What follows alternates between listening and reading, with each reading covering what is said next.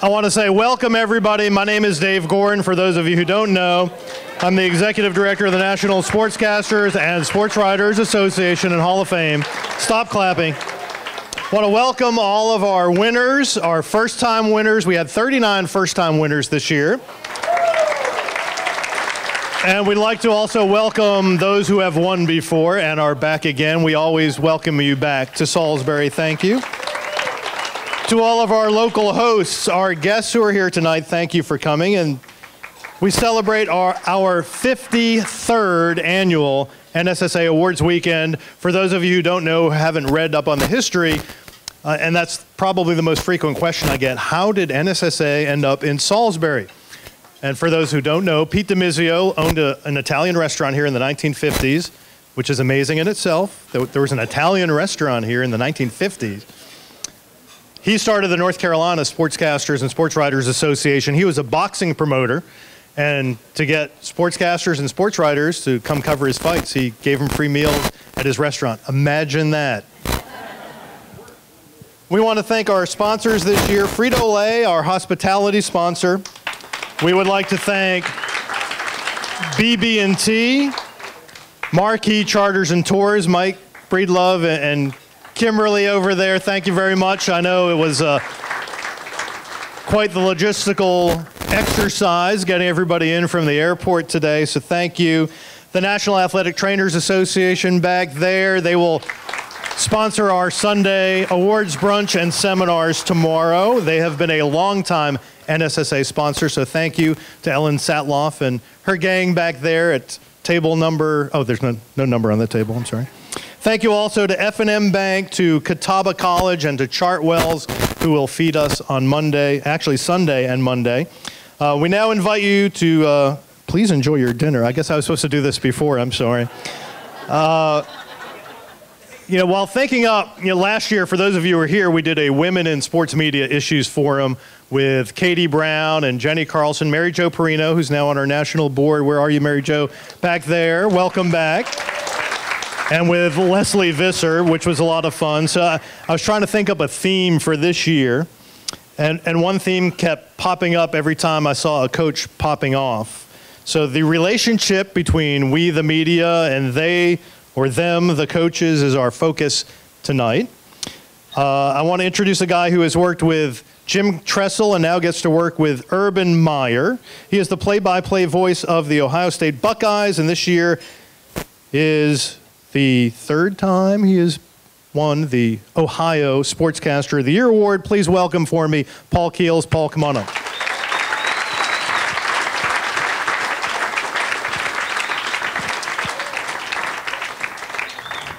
And the man who is miking him up right now, I want to thank him. Doug Rice is on our local board. For those of you who are racing fans, Doug Rice is the racing play-by-play announcer for the Performance Racing Network, and also hosts the Fast Talk show, which he will host with his co-host Jeff Hammond, former crew chief for Darrell Waltrip, Monday night from Catawba. They're going to record it and do an as live for Monday. So, Doug, thank you for being our microphone hookup man and audio engineer. How are you, Paul? Good. How you doing? I'm doing great. Now, representing the Live now. The folks way out west, first-time winner from California, our sports writer of the year, is the lead college football and basketball columnist for the Los Angeles Times. Met him for the first time today, and we're happy to have him with us. Say hi to Chris Dufresne. Chris, come on up.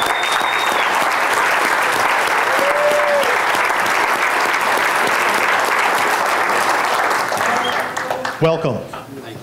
Representing the folks who are often caught in the middle between us and them. He really earned his stripes through coaching Little League Baseball with me a couple years ago. His son and my son were on the same team, and he had to put up with me. He's the Director of Athletic Media Relations for Wake Forest University. Please welcome my good pal, Steve Shutt.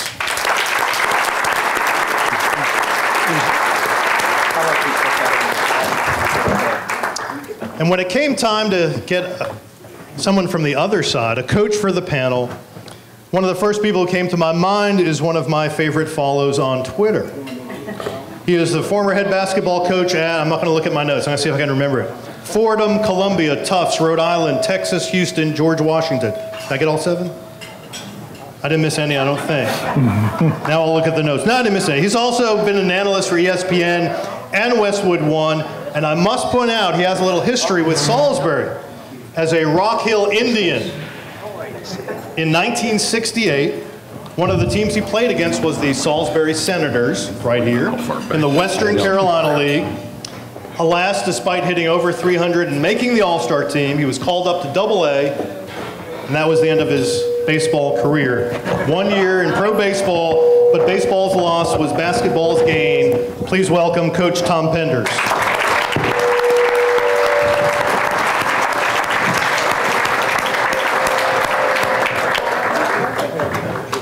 And our moderator tonight, who said he had much better bio on these four panelists than I did, and he's working with an iPad, so I can understand that. Familiar face here in Salisbury, a 7-time Georgia Sportscaster of the Year. He is the play-by-play voice of the Atlanta Falcons and the Georgia Tech Yellow Jackets. And I don't think he's wearing any socks.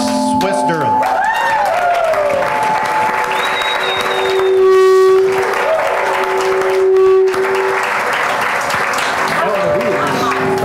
You need to slide a mic. What do you think, Doug? How we doing? Okay. Good evening. Nice to see everybody. And raise your hand if you're first time here, just by chance. Welcome to Salisbury. Great to have you at the home of Cheerwine and Al's Nighthawk. Oh, you know they closed it years ago. Anyway. Nice to see a lot of familiar faces, and we'll have some fun tonight. I will say, Mary Jo, after you and Katie and Leslie and Jenny did last year's forum, we have downgraded significantly in the looks department. That's why we're on the radio. That's why we're on the radio. That's exactly right. Okay, a few things to get to, and we'll start with a very general topic because I would like for you to hear from each of these guys in a variety of ways. I'm going to start with Coach Penders, who, by the way, Dave, is also one of the few players in college history to have played in both the NCAA basketball tournament and the College World Series, while a student athlete, the NCAA requires us to say, at the University of Connecticut. So I'm going to let Coach Penders start. Basically, I would like to know your favorite story or story of dealing with the media as a coach. I think it's, for me, it's relatively easy because I was always open with the media. A lot of coaches today are so paranoid about media seeing practice and whatnot. We had a play-by-play guy like Joe D does for UConn, and he traveled with us. And I always felt that the more he knew about what we were going to do and knew the players, the better job he would do. And it was just a total trust situation all the way through my career. And I would find out or hear horror stories about other coaches. And my practices were almost always open. Maybe if it was like a really important rivalry game, I might close a couple of practices because you might have some people in that aren't interested in your team, but maybe the other team. But I would always allow the media in all the way through my career. As a matter of fact, once a week, I had the day after a game, we would do the film breakdown and show the kids the negative part where they screwed up, so you could get into a little stronger language maybe or whatever. And then the day before the game, we would have a 20-minute tape on what we had to do to beat the next team.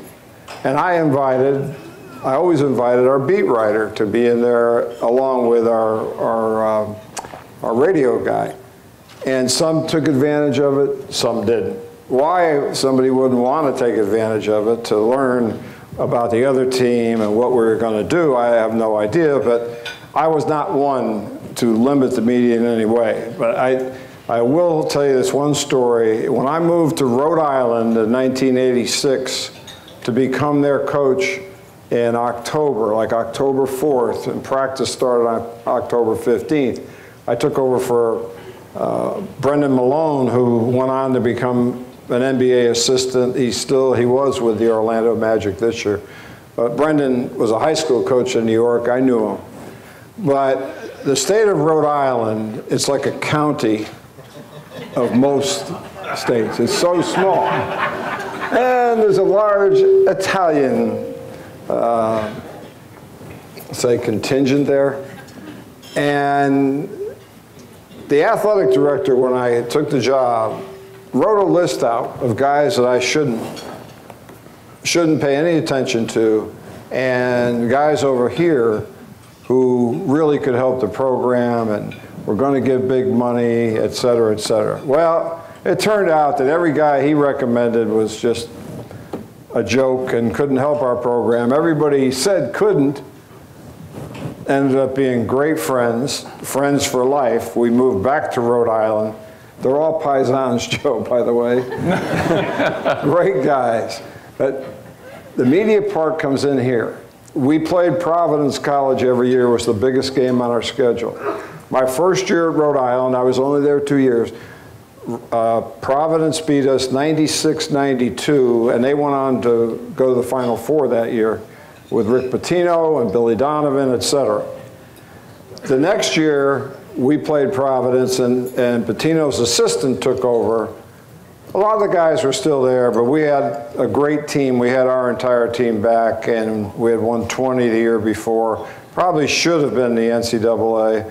This year, we beat Providence by 92-70 was the score. I rechecked on the score last night.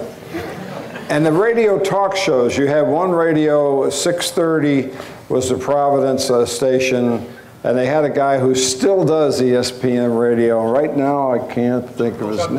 Chuck Wilson. Chuck Wilson. Chuck was all Providence. Joe said begrudgingly, by the way, Chuck Wilson. Yes. Anyway. And McDonald was our guy for the radio show, who's now the voice of the Rams, Steve McDonald. So you had this big thing about Providence and URI on the Providence station. If they said something about me, it was usually bad. The Rhode Island station hated Providence, and that was my station. So it was incredible how they went at it every week. After we beat Providence, there was this big thing, and Chuck Wilson was obviously, for his own survival, going with his fans and saying that I ran up the score on Providence, which is hilarious when you think about it. You just don't do that, although I've been accused of it many times. Sometimes, Coach, are you debunking the myth that coaches listen to sports talk radio then? Oh, they all do. What the hell? Just checking. Yeah, I mean, but whenever a guy says he doesn't read a newspaper or doesn't listen to talk radio, that is the biggest line of BS. If he doesn't, his wife does, or it depends how old the kids are, and they write notes.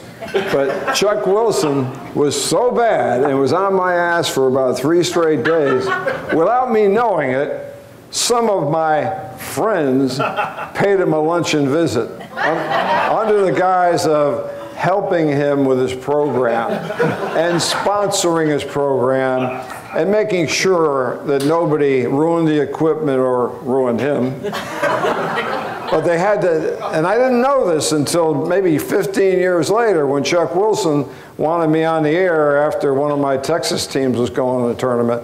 He said he was afraid for his life because these 3 guys took him to lunch, and by the end of the lunch, he was convinced that if he said one more word about me in a negative way, that he wasn't going to work anymore. Lucky he could be lucky if he could. But again, that's my favorite media story, and that is Rhode Island too. Where is Steve Hyder, one from Rhode Island? Steve, where are you? Are you okay? Steve, you good? Where's Steve? He was here earlier. Where's Steve? He left the room. Knew Penders was going to tell the story. Okay. Steve Shutt has been in this business more than 30 years, and I'll ask you one of your memorable stories of dealing with a coach, because we're going to get in. Steve has a very difficult position, and I think of all the people in this particular deal here, he may have the most interesting spot in the road. But give me a good coaching story here. Probably about 1995, I was the SID at New Mexico State. Late November, we have our weekly football coaches luncheon. It's the last one of the year. We're putting the finishing touches on an 0-11 season.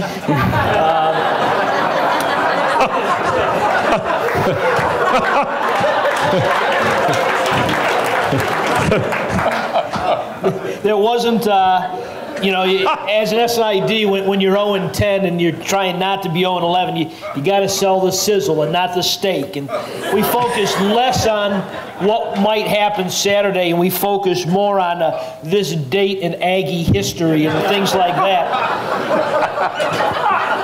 So we have our final football luncheon of the year. Head coach, bless his heart, Jim Hess, great guy, spoke fluent Texan, fit right in. And at the end of his luncheon, he said, you know, I just want to thank you all. You don't have to come to these things. I appreciate. As bad as we play every Saturday, you're there, you report on it, you take the time to talk to me. Thank you for coming out and doing this. It's a nice feel-good moment from a football coach who was going in the process of going 0-11. We got back to our office, of course, being late November, basketball season's going to start, and the head basketball coach, Neil McCarthy, charges into my office and pounds on my desk and says, I am never talking to the media again. So there's the conflict and the contrast that you get as a media relations director. Damn. That's good. I'm sure Keels is going to tell us about putting some touches on 0-11 seasons. He hadn't lost 11 games in a decade in Columbus. Anyway, Chris Dufresne, you're next. Wes, I have too many stories. I can't. Just pick the best one. The best? Or one of the best. You're right, you do have too many. 30 years and change at the LA Times, go ahead. Well, that's the thing is that covering colleges, the players come and go, but the coaches are the ones you get to know and stay. But in kind of bringing up, just in the college realm, the Randy Moss story at Marshall. And I went in early. I pitched the office about, let's go find the best player that nobody has ever heard of. So I picked Randy Moss. And of course, I didn't want to go by myself, so I called Mark Blauchin of the Boston Globe, my good buddy. All right, we got to go do Randy. I'm not going there. I'm not going to Huntington, West Virginia by myself. Okay. With good reason. Hey, Bill, tell him it doesn't hurt. You can go to Huntington, No. right? We ended up going to the dog track, though. We had a great time. But across lanes? Yeah. People don't realize this is true. We used to base our #1 every year on where we wanted to go for the preseason. It was always legitimate because, you know, if there's 5 teams you think are going to win the national title next year, why can't it be Miami?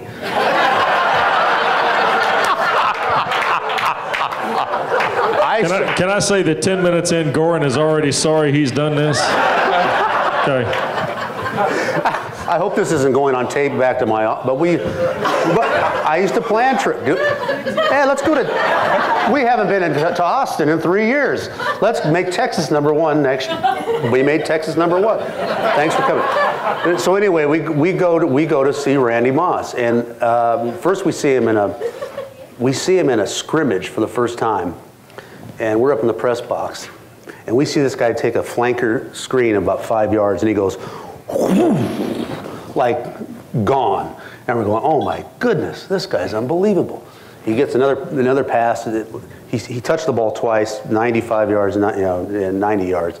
So I go, wow, this guy's good. So I think the SID's name was Clark Happenstall, I think. Right. Is that the right name? Okay. Yep. So Clark Happenstall. I'd set this trip up weeks in advance. And so, okay, everything going right, Clark? Everything, Randy's good? Yeah, okay, I'm coming in. The plane's landing on. Okay, great, we'll see here. And so after the practice, Randy's will see you after practice, meet us in the room here. So we go into the room, Blauchin and I, and Moss just goes off, just blasts the school. This is the racism here, you wouldn't believe it. Oh my God. And we're looking at Clark going, we said, do you have a crisis management? So we leave the interview and we're going, wow, this is great. And Clark turns to us and says, I didn't know he was going in to talk to you until he went in. Because up till that minute, no, I'm not seeing him. And Clark basically, he goes, it's the Boston Globe and the LA Times. And he put his butt out on the line, just basically saying, I'm going to get that guy into the room, even though he says I'm not doing it. And I thought that was amazing that he let us come all that way into that room to that point where he didn't know whether he was walking through the door, of that interview. And he did, and he regretted it. Paul Keels has been the voice of the Buckeyes since 1998.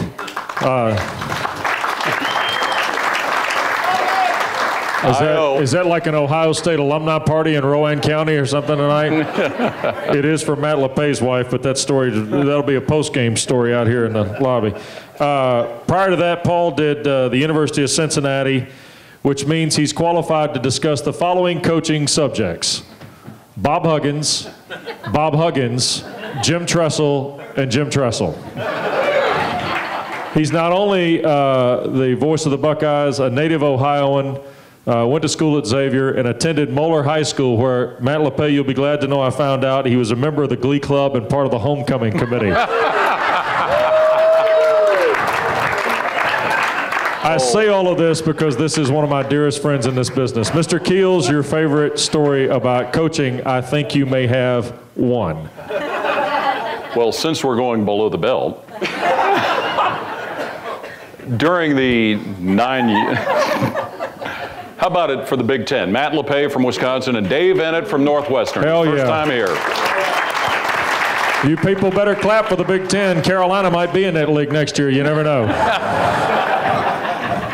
And then on Sunday, they'll be in the SEC. That's exactly right. Well, okay. My God, Keels. Okay, go ahead. During the 9 years that I spent doing games for the University of Cincinnati, and many are familiar with Coach Bob Huggins, and I tell people, if all you know about Hugs is what you see on the sideline, it is the worst impression you would ever get. As a media person, he was great to deal with because he would be brutally honest.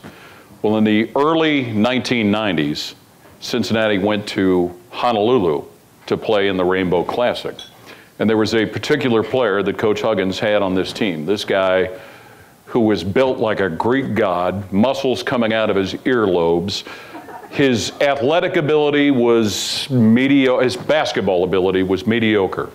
The first day they're in Honolulu, they go to the arena to have a practice before the first games. And this player, whose name we won't mention, during the first layup drill, pulls a hammy. So after he's gone through the layup drill for the first time, he spends the rest of the whole practice off the side of the arena with the trainer, trying to work this hammy out. And this was a guy that tended to have these type of injuries, which those of us in the media always wondered, is this injury or is this toughness or anything? But you just wondered that. You never really asked. So at the end of this practice, and at that time Cincinnati had your radio announcer, your beat reporter from the two newspapers, and that was really it. So the end of the practice, the three of us are gathered around Coach Huggins, and the first question from one of the newspaper guys, I'll take credit, I didn't ask it because I was afraid of what the answer might be. And this particular person said, well, what's wrong with so-and-so? And Coach Huggins, because amongst the three of us and other media people who had been around the program a lot, spent a lot of time watching the team, paying attention to what would go on. And this was somebody he had a lot of respect for. And the question was, what's wrong with so-and-so? And Coach Huggins answered, you mean beside chronic vaginitis?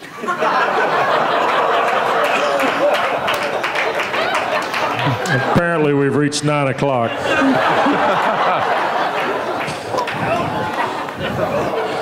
Thanks, Paul. We didn't want it to last long, did we? Why, Tom? Why did he ever say that to you when he was at Kansas State? Did you ever get any of the? Never mind. Why? Well, later. That's a. Good heavens. Okay. As we said at the top, Steve Shutt walks the fine line here because as the Associate Athletic Director for Media Relations, he essentially has to serve two masters. Steve, as I said, you've got the hardest job in the building, right or wrong? It may be hard, but it's a job that I love. What a great career I've been fortunate to have worked at 6 different institutions. It's been a sports fan's dream to do what I do. So I feel very blessed. What's the hardest part, the coaches or the media? The coaches are as paranoid as we all believe they are. Every strange face at practice is a spy. Every smartphone is taking pictures or video of practice, or they are tweeting the game plan for the next game. So, yeah, there is a lot of paranoia. But you also have media in competitive media markets where they're trying to stay one up on their competition. Now, with the decline of cities with 2 newspapers, some of that has abated.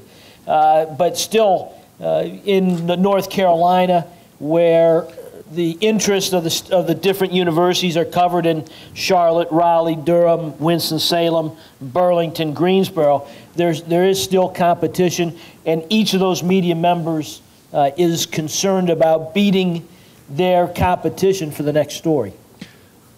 Chris, when you call, earlier you used the example of calling Clark Captain installed at Marshall. When you call somebody looking to do a story and you say, this is Chris Dufresne from the LA Times, does that usually get you in the door through the toughest nut in terms of coaches, or is there usually a little bit more involved now?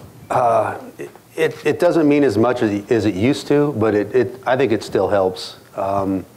The thing that I find as a national writer is that coaches will go out of their way to cater to the national guys at the expense of the local guys. And I find a lot, you hear something about, you hear certain coaches in certain towns where they're great to the national media and they treat us great when they come in, but they're really tough on the local beat writers. Mm-hmm. And so you tell somebody, hey, this so-and-so was great to me. Well, he doesn't let us watch practice. And you get, a lot of times you get, not a jealousy thing, but it's a double standard where I'll come in on a Thursday where players might have already been off limits to the local writers, and I've sneaked in and got some pretty big name players late in the week.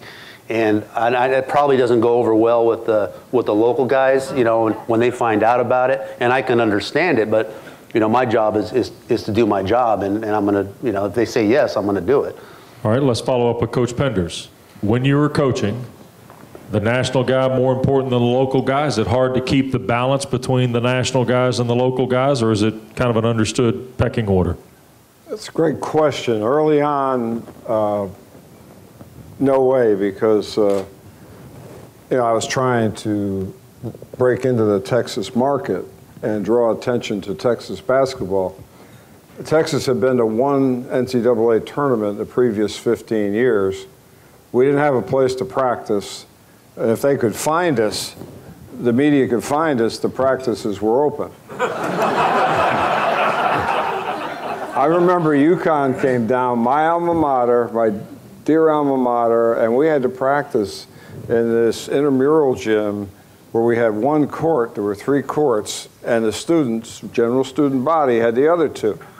And as I'm talking to the Connecticut media, like 35 of them came down from stores, and I'm answering questions. I used to play there and all, and I'm trying to be nice to them, give them all they want, and I'm answering this question, and all of a sudden, I got a one-hopper from a serve that hit me right in the groin. And I'm not kidding you. And then some guy said, is UConn practicing here tonight?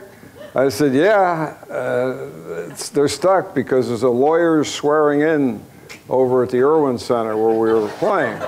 And Jim Calhoun, I got a call about 11 o'clock that night. Jim Calhoun was ready to be arrested which would have been a great national story. We played on ESPN the next night. You know, Dick Vitale had the game and all.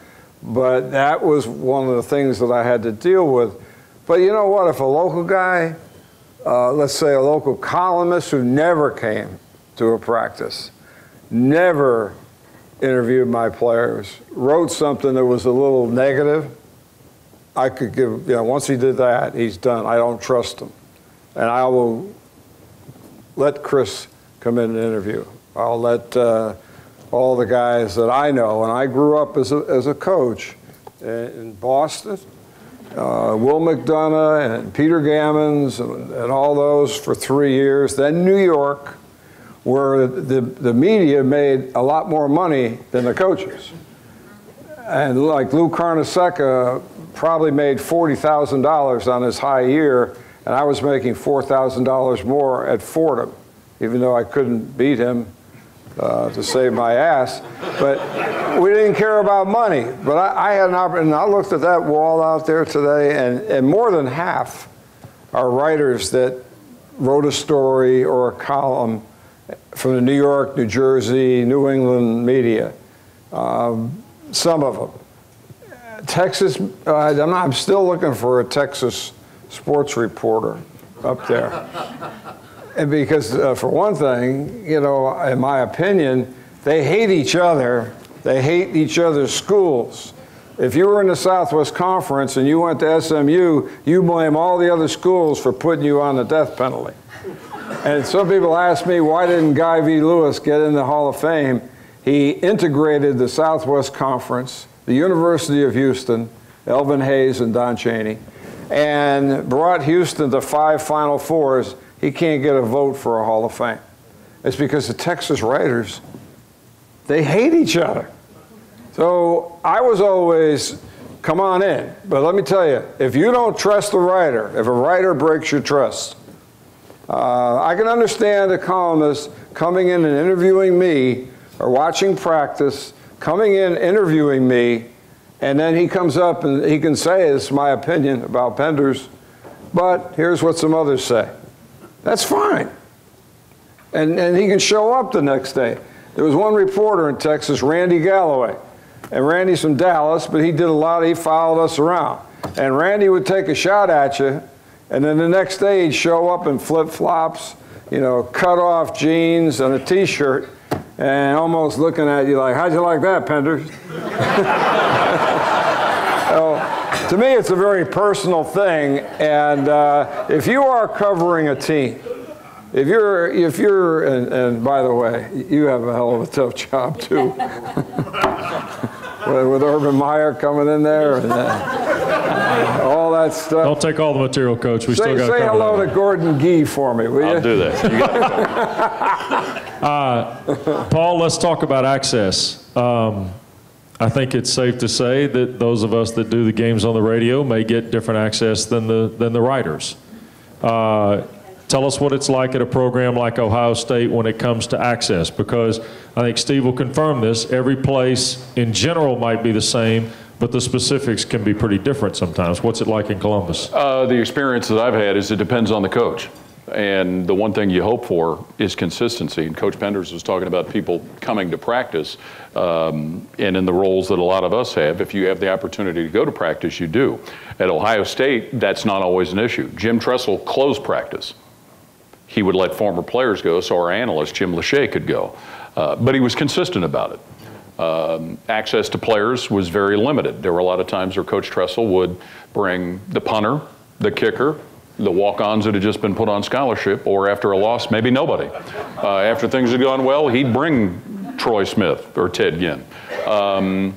So the access is different. It depends on the coach. We don't know what it's going to be like for Coach Meyer. Early on through the spring and everything, it seems as though there's some small doses. It may be different from what it was while he was at Florida. Through basketball with Coach Mata, the access is fantastic. And one of the things that Coach Mata has been like, that Jim Tressel was like, that Luke Fickell was like, that John Cooper was like, is if you're somebody, and it's different when you work for the rights holder. They have to deal with you. You are paying them money not you, but your company is paying them money to deal with it. But when they know you're there, you're paying attention to what's going on, you can ask intelligent questions, you can, as intelligent as some of us can, and you show that you're number one, asking questions, not leading with statements, but you're asking them things that show that you're paying attention to what's going on. That helps. But the access is different. It depends on the coach. With a school like Ohio State, and especially when they're doing well, the media need is gigantic. And sometimes the coaches will satisfy some of that. Sometimes they'll satisfy very little of it. So you just have to jump on the access that you have when it's there. All right. Chris, in your long tenure with the LA Times, and I will say that I did find out that Chris started working for the LA Times in 1981, loading the truck with the papers. So if you don't think he's vested, you got another thing coming. Your best access coach, your worst access coach. Well, this is a great parallel because I had the opportunity, a great opportunity, to cover the Rams when John Robinson was the head coach. And the next year, I covered my last year was 1989.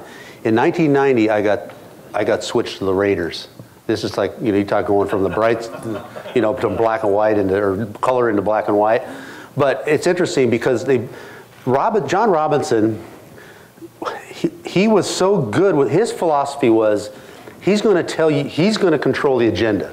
He's going to tell you everything he wants you to know about the team. So much so that you'll be so exhausted by the time he's talking that you won't go out and find the real story. It was brilliant. He used to come in and on Friday afternoons, when we're literally on deadline for our Sunday paper, he'd come in and literally I have to tell him to leave because I'm working. And he'd be drawing, I got a great idea for a new stadium. Here's what it's going to be, double decker's going to be. And coach, we're all looking at our watches. Oh, you guys are busy. Okay. But he was great, but it was a different way. You get to the Raiders, and now you're going to North Korea.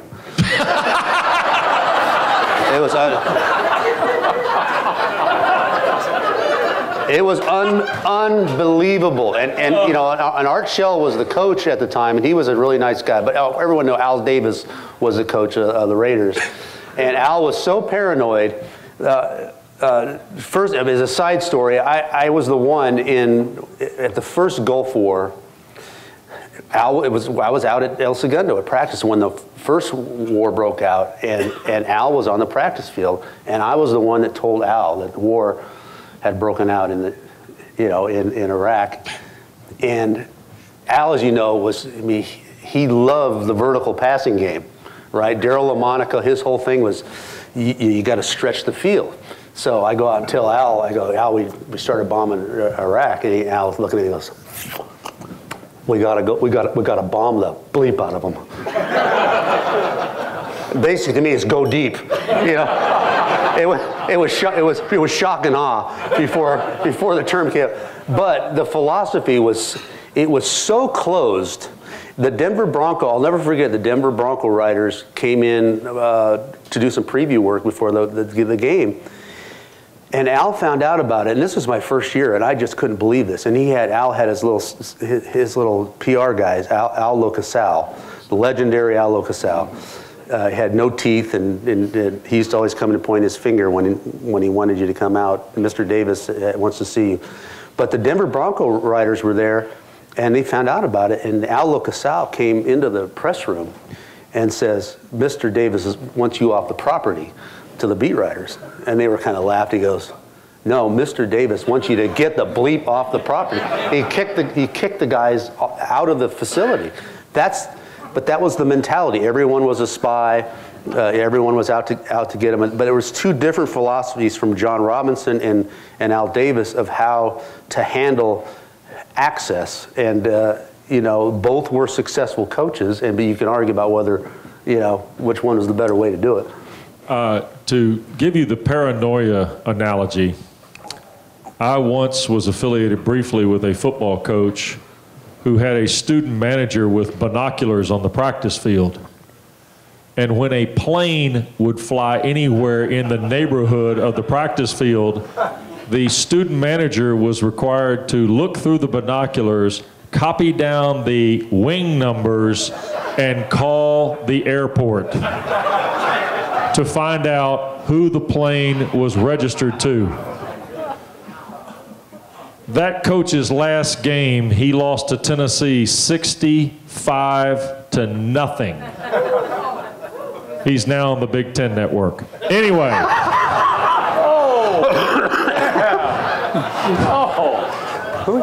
Yeah, he sends his love. He sends his love to me, I'm sure. That's all right. One time we went to do a TV show, Coach Penders, you'll appreciate this, because, by the way, Tom Penders is here because he's one of the most accessible coaches the sport has ever seen in the collegiate level for all the years he coached. We got to the set of the television show one time, and Keels and I have been there. We've compared notes on this. Basically, his team got beat. We show up to tape the TV show the next morning. He goes, "I'm not talking this week." Well, it is called The Blank Show. That's all right. Go ahead. You handle the highlights. The final was 48-3. Well, we didn't have a lot of highlights, but he wasn't going to talk. All right. Coach Penders, what's off limits? What's off limits to coaching? If I'm a coach, what does the media have the right and not the right to ask me? To ask the coach or the player? The coach. I really believe unless something is appeared. Can I ask you if you lost $10,000 playing golf last weekend? No. I mean, is that off limits? That would be a lie. It all depends how well you know. That's what I keep going back to. It's all about relationships. It's all about honesty, and you build up a relationship with somebody. That's what I really think. If it's somebody you don't trust, it makes sense that people are going to be hesitant to talk. And I'm more likely to talk to my beat writer because he goes on every trip and he eats meals with us, and I've developed a relationship with him. He can tell me I trust him not to write something that would hurt me. When it goes that far, then I think it is. I know it's a major problem, and I see a lot of that today. I think Bob Ryan's a wonderful writer. Bob, is a Boston Globe, and he went to Boston College when I was at UConn. He covered the games. There's nobody better, but he's a Boston College graduate, and I've seen him write some things about Boston College coaches that should never, ever have appeared in a column, in my opinion. He was very critical to Al Skinner, who was an assistant coach of mine, who I think is one of the finest coaches in the country. I mean, right now, if he came back in, he's top 20. He's National Coach of the Year at least once. He came into the ACC, great basketball conferences at that time with Boston College. BC, it's football, hockey, baseball, women's lacrosse, and then basketball. And they went into the ACC, and Al brings them right up into the top 3. And he goes, has this awful year with a bunch of freshmen of 15 and 16. And he gets fired, and I really thought that Bob overdid it. He said Al basically was lazy. He didn't put enough time into his office. In the business of coaching, I spent a week when I was in my 20s out at Indiana to study Bob Knight's practices and what he was doing the year after they won the national championship. Perfect. He invited me because Columbia didn't start practice till the week after. So I had a week to go out there. I never saw Bob Knight in his office. And I was there from 6 in the morning till 11 o'clock at night, going over film, watching his practices. He's never in his office. Went out hunting, he was fishing, he was whatever. That was his way of doing it. It's a results business. And every coach is different. It might take me 15 minutes to break down a film and tell you how my team fits against that team. It may take some young guy 6.5 hours and a meeting with all of his staff to figure it out.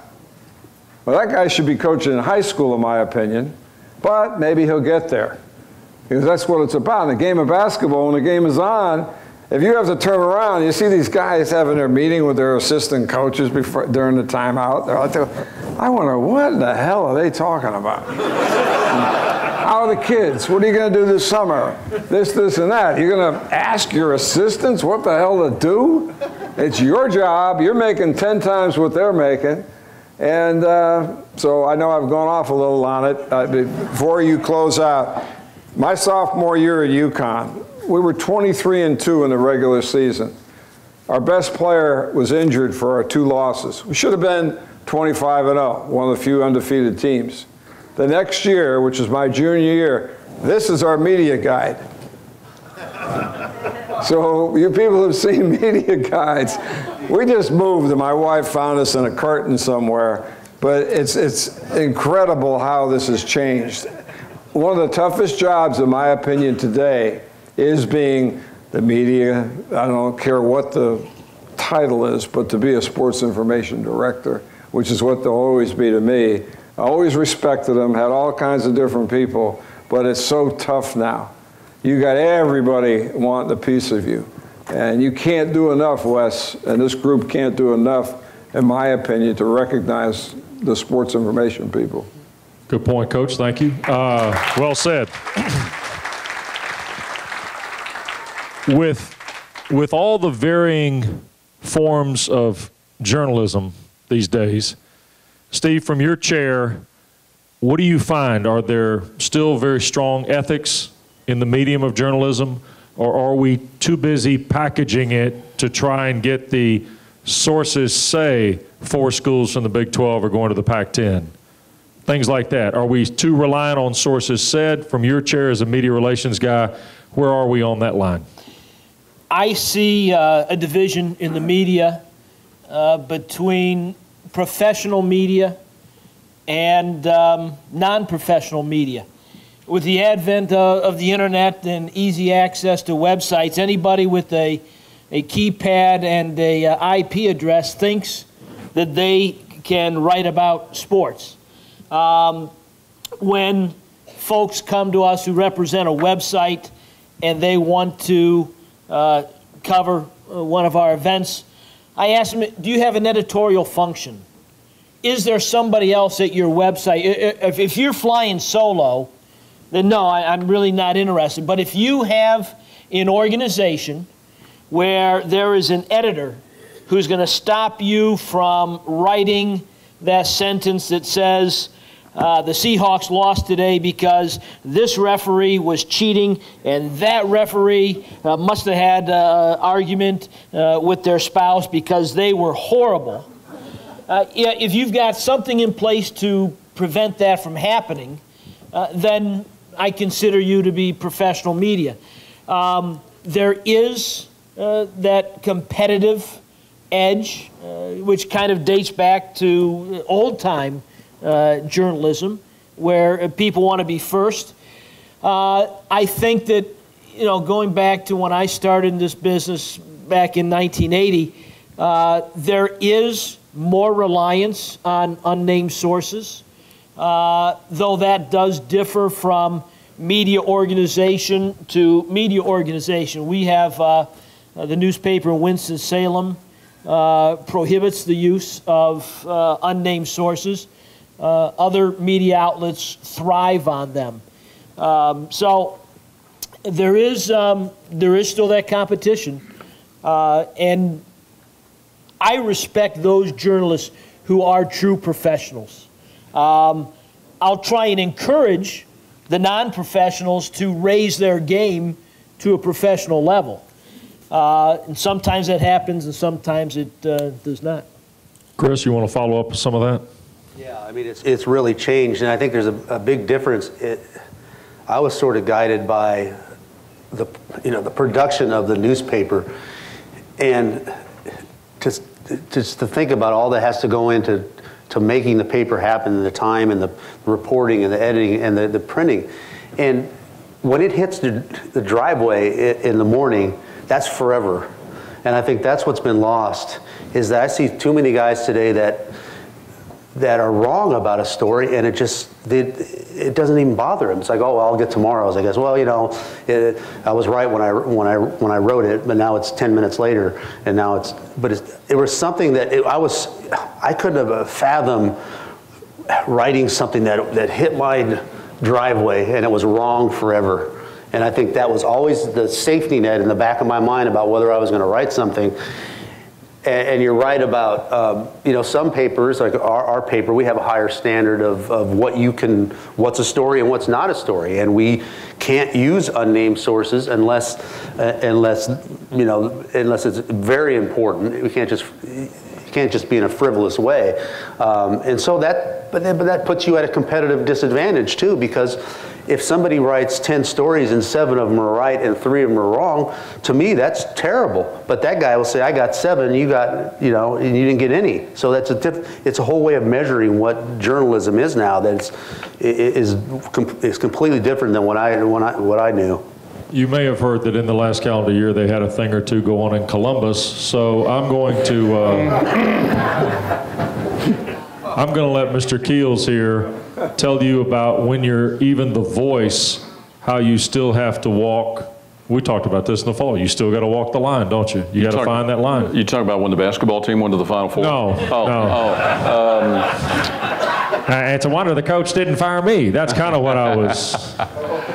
Well, you do, and kind of following off of what all these guys have said, you know, and I started in the business way back in 1970, and was that when McGovern ran against Nixon? You would, yeah. And before the DH came into play, you would much rather be second and right than first and wrong. And the thing that I think, and Steve was talking a little too, with some of the additional media outlets that have come about, you forget about whether it's unnamed source or not. We were all taught, get a second source. You know, and also the other thing you did, and Coach Penders could probably relate to this, if you've developed a good relationship with the team, the school, whoever, and you've got something that's maybe less than flattering, you make a phone call to this team, to this coach, or whoever, and say, hey, we know about this, we may go on the air with this, we may not, is there anything that you have to say before we do it? And you've at least made that phone call and you still make the decision. With what went on at Ohio State this past year, fortunately, a lot of it was all spelled out because of the difficulty that happened. And for those of us in a media situation and even in a rights holder situation, and I told the story last year being at this event, the first minute we came to the welcome reception, the folks from the Salisbury Post and the photographer came right up. What about what happened with Coach Tressel and all of this? What else is the radio announcer going to say that everybody else doesn't already know? So you try and take a responsible approach to, hey, this is what happened, this is what we knew, this is what's verified. There's a lot of questions about who knew about all of this. Well, don't know. So you just try and be as responsible as you can about it. Now's the good part. You get to ask questions. So we got a few minutes allotted for questions. Just raise your hand, and some of you will try to ask questions, and we have already told you don't raise your hand. Yes, Duchess. Yes, Doctor. Let's go with Dr. Hales first, and I'll come back here to you in the middle, sir. Because are you an Illinois guy? Is that right? Great, perfect. We need to recognize all the Big Ten people before we're done. Go ahead, Dr. Hales. With apologies to the coach, this is to the writers and casters. There are a few coaches around who are temper prone. And when you run into one of those people, often they become the story rather than the team. I have read too many stories about people who throw a tantrum or do something to somebody who's the coach.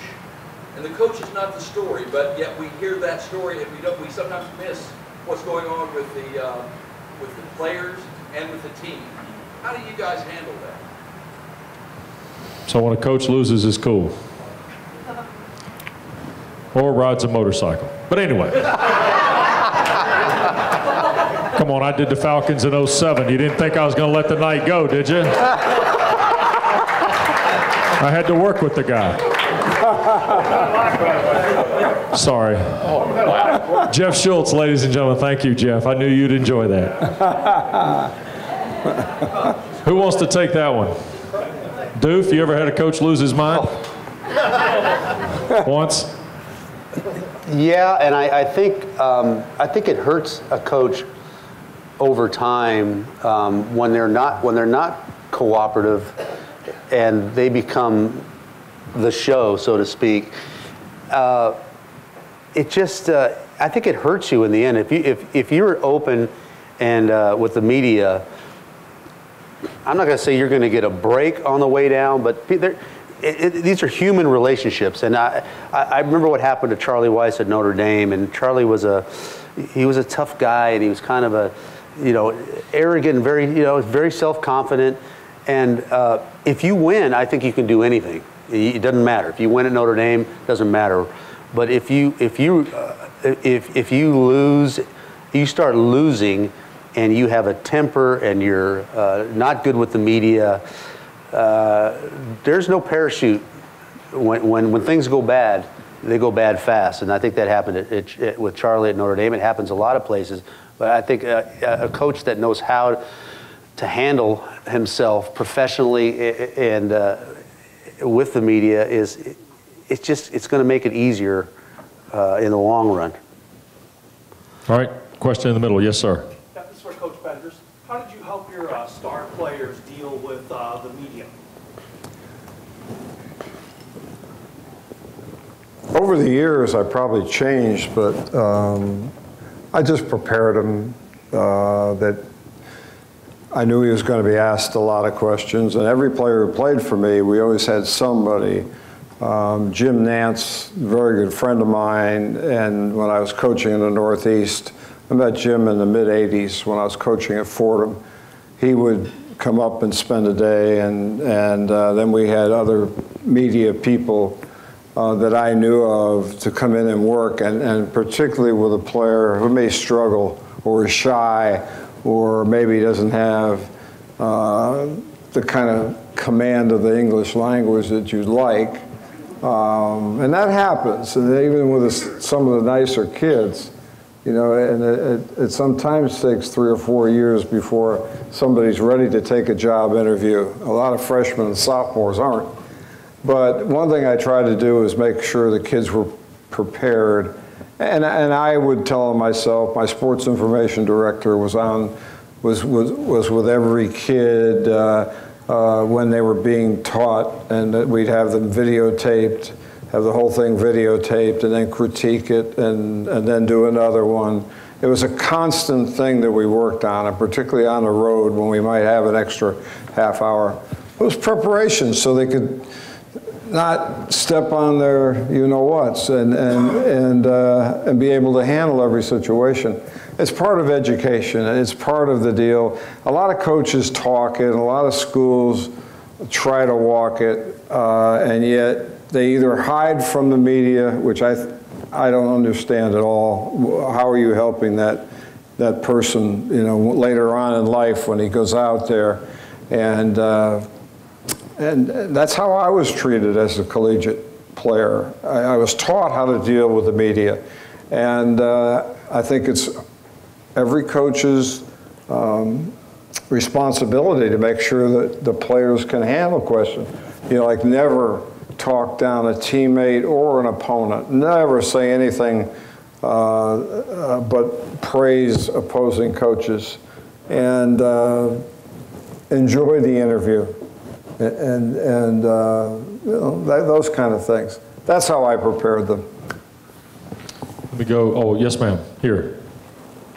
This question's for all of you. I was just wondering, with the emergence of social media like Twitter and Facebook, and specifically how each of you handle, when you go to report something or use something in a story, or or with your players.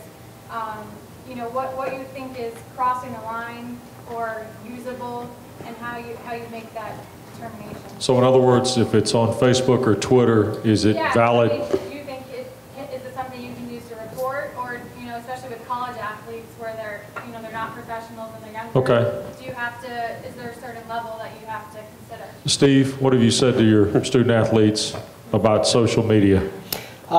We tell them to be very judicious in their use of social media. We do bring in a professional team at the start of the year. We talk to them. We try and emphasize the impact. I will call up one of their Twitter feeds and look at their followers and go, do you know that's a sports writer? You know, this person is in charge of HR at the hospital. This person following you happens to be the CEO of a local company. They have no idea. If you ask to follow them, you know, they just say yes, or they allow you to be their friend. I personally think social media is an outstanding tool for corporations, organizations, and universities. It is a potentially dangerous tool for individuals. We use it to drive traffic to our website to promote events. We may have somebody down at a local restaurant with 2 tickets to tonight's game. If you walk in the restaurant and say the right word. Too many individuals get on there. You know, there are too many cases to document. The college football player who went on Twitter and lamented his lack of playing time and the fact that his coaches had lost faith in him, and it just lost it. One of his teammates said, "Hey, dude, chill out. People in the athletic department are going to see this." And then all of a sudden, you see all these tweets like, "Who are you? Why are you following me?" And then the light bulb goes on in his subsequent tweets that, "Oh, I'm probably going to lose my position on the team." That happens. But be judicious. Don't say anything you wouldn't say to your mother. Chris, if Matt Barkley tweets tonight that USC is going to win the national championship going away, is that? Yes, I mean, that's legitimate, but I think you have to draw a distinction, and I always have, as I covered professional football and college football, and I always, when a guy is a pro football player, you know, I think he's responsible, more responsible, and should stand up and be accountable. I'm much more careful with college players than I am with pro players. To me, at college, it's all about the coach. I mean, the coach makes the money. The coaches are the constants. The players come in and out, and 99% of them aren't going to go on to be professionals. So I kind of overemphasize the coach. But in terms of if a pro athlete has an established Twitter account, and we know it's Ocho Cinco, whatever, and he's been doing it, that, you know, then to me, he's responsible. And if it's someone like a Matt Barkley, who is an upper echelon quarterback who's going to be a pro, and he has an established Twitter site, and you all know that that's him. If he tweeted something like that, I think that's legitimate, rather than maybe if it's a backup tackle for USC that we really don't know, you know, who he is. Paul? Speaking of Twitter and Facebook, and I think we're getting, especially as Chris says, with the pro athletes, we're getting closer, but all you have to do is think about how Twitter was 36 hours on the wrong side of Coach Paterno's death. You still have to be very careful about Twitter as a recognizable and bona fide media source. It's something that helps gives you the story ideas. We were all taught 2 sources, 2 legitimate bona fide sources, so we're getting there, but you still have to be very careful about it. Where else do we have questions? Let's go here, and then we'll go next door there. This is for Steve, and kind of following up on what Paul said. You touched on, you know, defining the media. That almost has to be an annual event, doesn't it? Because our business doesn't look the same as it did 3 years ago. No, and you're absolutely correct. Media changes. When websites first started following you, staffing your events, the Rivals.com and the Scout.com were treated as website media and were not issued credentials. Now, today, they're among the more established website media, and now you have other entities kind of trying to break in, the independent bloggers and things like that. So you do have to evaluate it. Yes, sir. Chris, the coach that Wes worked with in Atlanta, I won't name. The one that rode the motorcycle? Yeah. Got it. Is that a story mainly because, is that a story, was it so big because it was from a school that's still maybe in the top 10 as opposed to Washington State? I don't think any of us is naive enough to believe he's the first coach that's ever stepped down his wife. Yeah. Wasn't there a coach from Washington State that kind of got in trouble? He in got Alabama? Coach of Washington State that got in trouble? Yeah, Mike Price. Yeah, Roll Tide. Yeah, Roll Tide. It's the SEC, Wes. I heard you, Coach. But it's interesting. Would that have been a story had it happened, Roll Pullman or Roll Cougars? Would that had the fact that he was the coach of Alabama, and probably the fact that someone from Auburn saw him say it and turned but you get those kind of things too. But yeah, I don't know. I think that's Petrino was already an established coach. He was already a name. But I think all those things factor into it. It was the perfect storm. I mean, he had a team that was poised for a title run next year, and then he had a reputation too. I mean, it wasn't the first time. This is what we were talking about before. Somebody that's kind of been uncooperative and kind of not really great with the media. When something blows up like that, nobody's going to cut you any. They're going to go all the way with it. And the fact that the young lady was a university. Well, that's big. That just ramp it up. Yeah. It's just like taking gasoline, Bob, and pouring it over your head with a match in your hand. Something like that. She was well qualified for that job. We're not going to go there, Coach. That's all part of tonight's unauthorized postgame show somewhere. Yes, sir. Deep in the back on the right. We've got time for what, Dave? 2 or 3 more?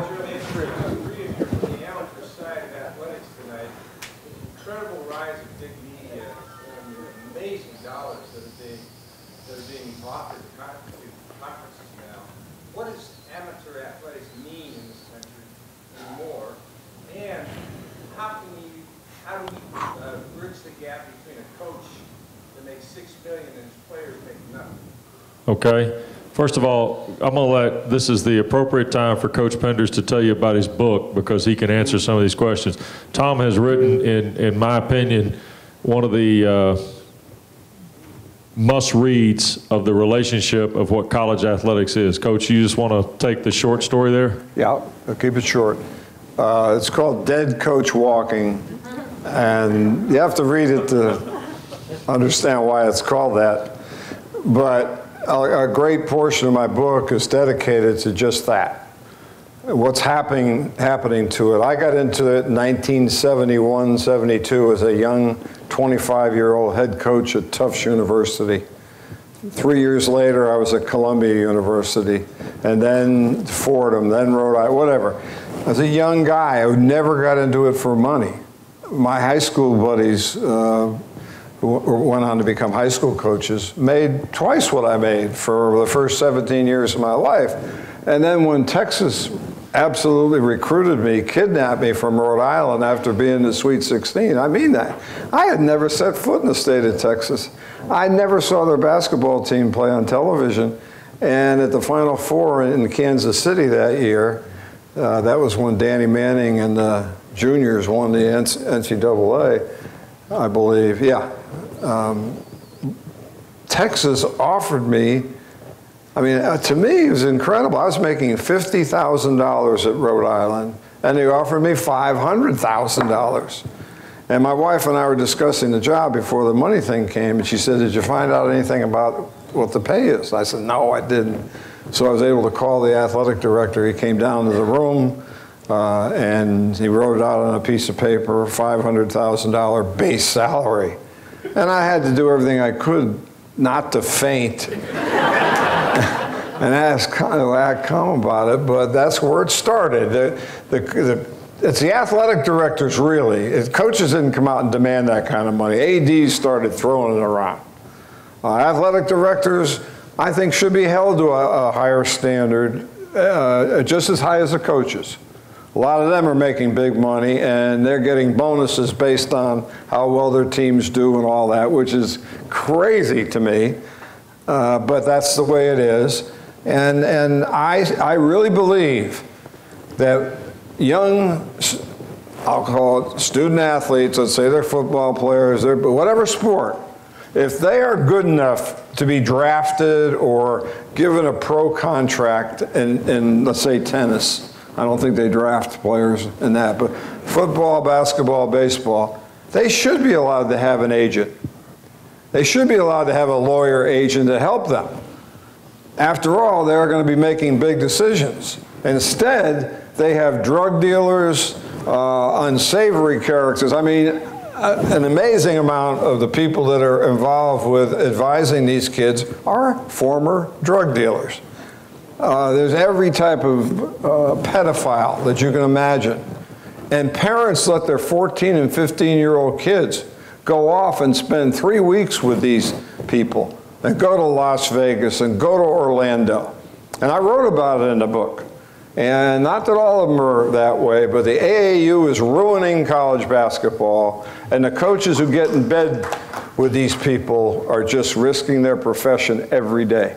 I'm proud to say I didn't deal with them. I was their biggest enemy. And yeah, I didn't win any national championships, but I stole 648 wins, and I can sleep at night. Thank you, Coach. You're welcome. Couple more questions. Anyone else? Other questions? Yes, sir. Coach Gorin. When I first Using the term finally, obviously. Yes.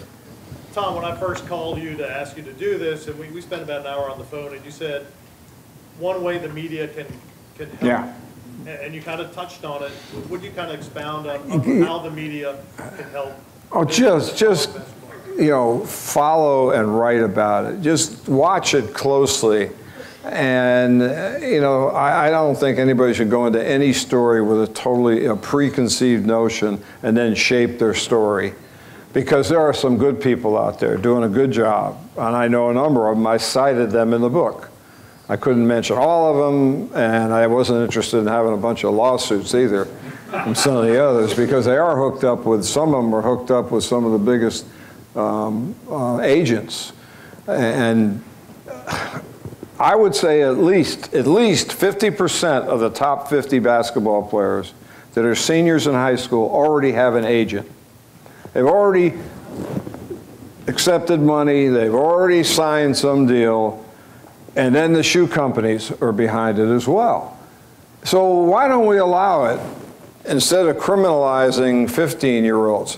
I played at UConn, and Joe would verify this. I wasn't worth a dime to play in the NBA. There were 9 teams. But my backcourt made average 30 points a game. If he was with an agent and he got $10,000 from his agent, I'm not going to be jealous of him because he got 10 grand. This is America. It's America. I'm just glad he wants to play with me. He wants to play on my team. I want to win. There's stuff about everybody should get it and everybody should get that. That sounds like Russia to me. If kids are good enough to sign with an agent, let them. And let the NCAA do their work in areas they should be doing. And as a coach, I would rather talk to the kid's agent about, is he going to come out, is he going to go pro, or do you talk to the guy who's dealing drugs and whatnot on the side as the middle guy, because he's the one who comes to every damn practice. He's there at every game. He's the guy you see greeting the player before he gets on the bus. We all know who they are, and it happens everywhere. It can happen at Duke, it can happen at Florida State, it can happen at Yale, it can happen at Harvard. One of the best players in the NBA went to Harvard. If he's good enough to have an agent, why not? Do you think Tiger Woods didn't have an agent when he was 15? Well, if he didn't, his father sure did. And there's nothing wrong with it. A pro doesn't become a pro until they get paid by a team and sign a contract to play with a team. To have a lawyer or a legitimate lawyer representative, there's nothing wrong with that. And the media can really help if you understand the issue. Just like this APR thing that's out there now. It's a joke. And I brought, you know, I have a label and I have to plug into my thing, and anybody can do it. And in my last year at Houston, I had an APR of 960. I almost fainted when I saw that. I thought I had an 8 something. Well, people don't know what it's about. It has almost zero correlation with graduation percentages. Cal Berkeley, in the last 3 years, has had a beautiful APR, and they're graduating 20% of their athletes. No more than 20% since 2010. But their APR is high. It does not correlate in men's basketball, but we need media And a few people have picked up on it. Dan Wolkin from the Daily, the internet paper, I wrote a great piece on it. But that's going to be a huge thing in the next 4 or 5 years, because I care about my coaching brethren. I really do. And what they have to face every day. And our people in college athletics. But we've got to be aware of that. And also this new legislation just passed where kids are going to have a much higher average in their core courses and a minimum score of 1080 on the SATs to make it in. Well, I went and called 20 coaches that I know really well. And I asked them, I said, I'll never use your name, I'm not going to use your school, but tell me, please, if this criteria were in play now, how many kids in your program would be eligible to play? And it was around 50%. So 50% of the guys playing college basketball today will not be able to play in 2014-15 and 15-16. Its legislation starts 214, then it gets tougher in 215. They're going to legislate all the socioeconomically, all the lower people, they're going to legislate them out. There may be one school in the SWAC and the MEAC that will be eligible for the NCAA tournament next year.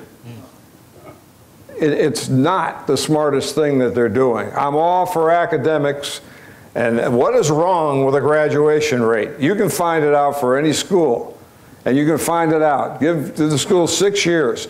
If you, as a coach, cannot meet your school's graduation rate, then you should be fined, and the school should be fined.